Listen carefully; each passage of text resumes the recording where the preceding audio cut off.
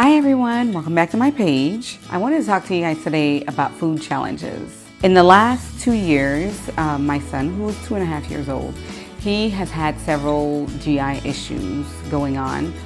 We took him to a gastroenterologist and they ran a food allergy test and it came back positive for milk, which was mild, and peanuts, which was type 3 if I remember correctly. Although he had been consuming peanuts before, the recommendation was for him to remove peanuts from his diet. I went along with it, even though I have a vast knowledge in the field of nutrition.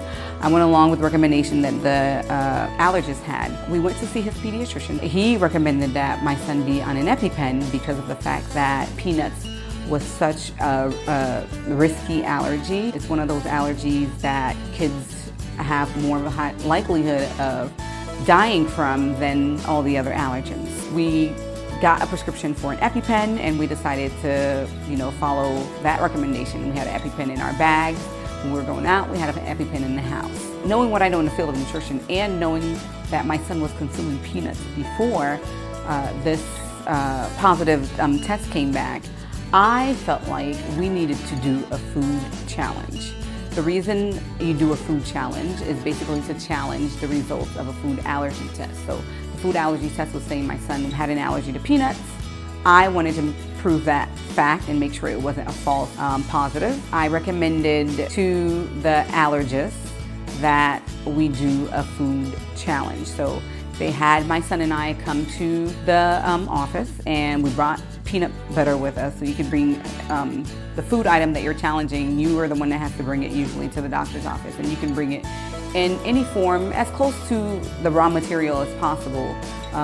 We could have brought peanut butter crackers, but I just brought peanut butter. They challenged him by administering small amounts.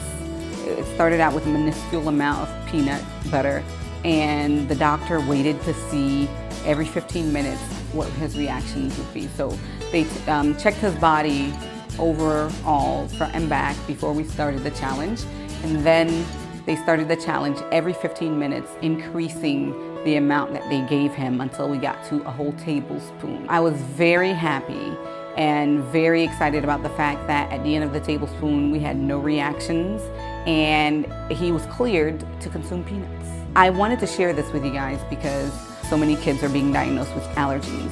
And I don't want you guys to just accept it as fact once it's told to you that your child has a food allergy. Ask questions, ask the doctor, can we do a food challenge? As a matter of fact, when I requested for the food challenge, the nurse, whom I had not even spoken to prior, I had spoken to the doctor. The nurse, when I was setting up the appointment, told me, your child has a definitive food allergy to peanuts. There's no point of doing a food challenge. And I said, well, why wouldn't there be a point to do a food challenge? I'm doing it in a controlled environment in the doctor's office. The point of a food challenge is to challenge the test results, especially since he had been eating peanuts before and we had had no kind of anaphylactic kind of reactions or anything crazy of that nature. So challenges are very important when it comes to diagnosis of food allergies. If your child has not had any reactions before and they had been consuming that food and you are told that your child has a food allergy, ask the allergist if you can have a food challenge.